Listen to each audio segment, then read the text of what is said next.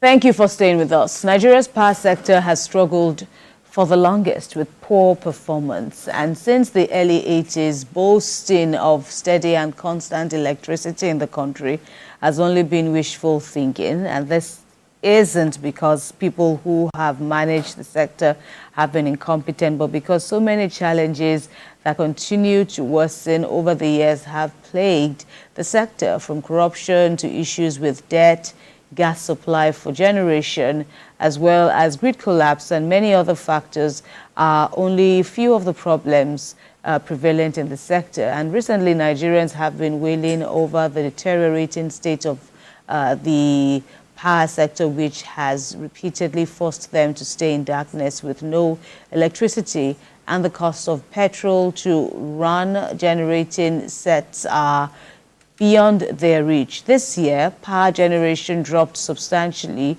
due to various reasons, with unavailability of natural gas being primarily responsible for the inadequate electricity supply in the country. Bearing all of this in mind, President Bola Tinubu recently signed the Executive Order 40 to introduce fiscal incentives for oil and gas projects. And this is also in a bid to reduce contracting costs and timelines, amongst others, in the hope that it will tackle the challenges in the sector. Joining us now via Zoom from Houston, the United States, is the chair and partner of the Energy Practice Group at Bloomfield Law Practice, Dr. Ayodele Oni. It's good to see you again. Thank you for joining us on TVC Breakfast.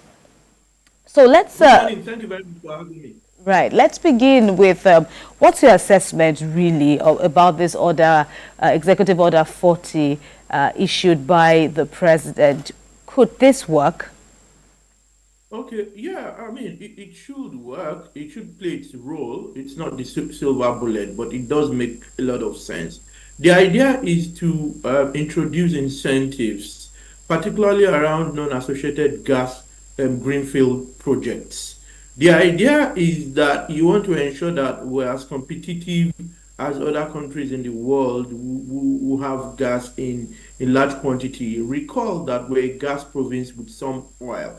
But historically, we've abandoned gas. If you look at the Petroleum Act, before we had the Petroleum Industry Act of 2021, no one cared about gas for a long time. It was oil, So that's what it is. So there were enough incentives to encourage people to do those projects. And we have as much non-associated gas as we do have associated gas. So these incentives are just to encourage people, knowing that there are tax credits and tax allowances, gas tax credits and gas tax allowances to do those projects that will ensure that we have more gas to be able to generate power, because 80% or more of power generated supplied via the grid is gas fired.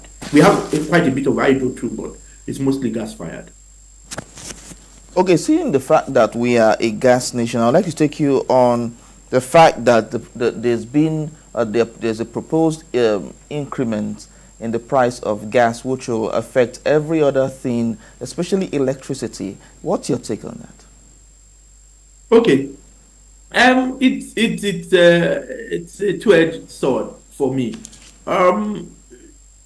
Gas before now was $2.18. It's going to be $2.42 per MMBTU. The idea is also to encourage people and encourage gas producers, because many of them have said that the gas pricing isn't commercially reasonable. And it's historical, like I said, when we had NEPA barely paid for gas, paid less than the cost of production. So no one invested in gas apart from export projects. Now, with increasing the price of gas, it then means more people want to invest. But it then means that electricity tariffs will go up, because gas is a pass-through. It's like if you want to produce something and one of the constituents is 2 naira, that thing cannot then be 2 naira. It means it will be 2 naira plus X, because gas is one of the things you need to generate electricity. If the price of gas goes up, it then means tariffs will go up. Then it can then suggest that subsidy that the government is being paying, unless the government stops, will also go up. And I understand that from a policy point of view, there may be debates around whether government wants to keep the subsidy. Well, with the Electricity Act, many states will begin to take over or are now allowed to and encouraged to take over the electricity markets in their own boundaries, in their own territories. So that may now be the challenge for state governments over time. So it's two-edged. It can increase subsidy, but can also make it more attractive, together with the presidential order for more gas producers to invest in gas production, to invest in gas infrastructure. So what So that about we have. what happens to the common man who depend on gas? Okay. Now, interesting point. Um, Generally speaking, almost every country in the world does give subsidy. Is subsidy for what is then the question? That said, that increase from $2.18 to $2.42, in my view, is ridiculous.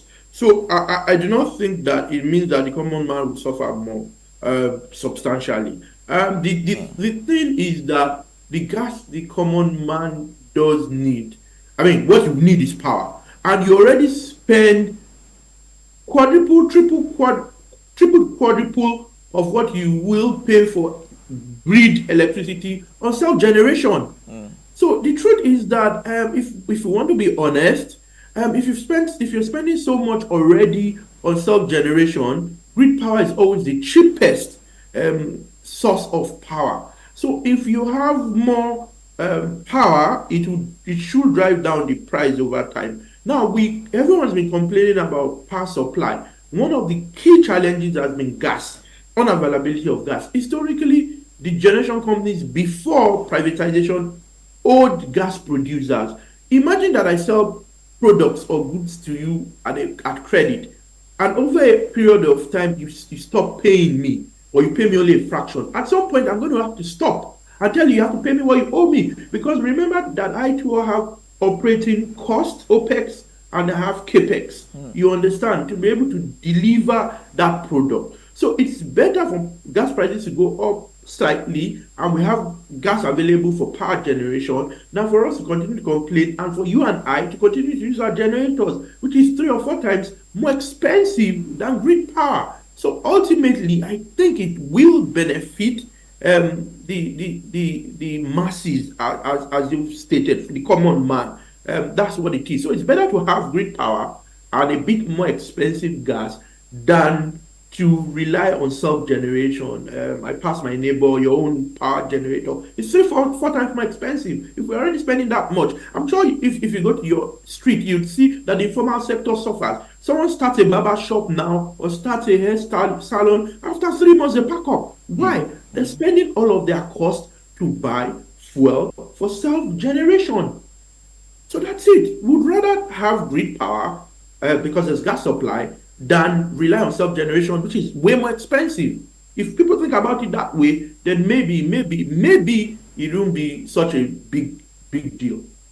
Right, and but as we talk about the practicability of this issue, the federal government is still saying that part of the agenda behind Executive Order 40 is to make gas affordable for all Nigerians, affordable and available. Are you saying that this may not be practicable? And in any case, well, the papers this morning, the federal government is said to be finalizing plans to remove electricity subsidy, and it's going on to execute, or going on to plan a 200% tariff hike. When you look at all of these realities, are you also saying that it may not be practicable for gas to be affordable, or can we have a bit of everything?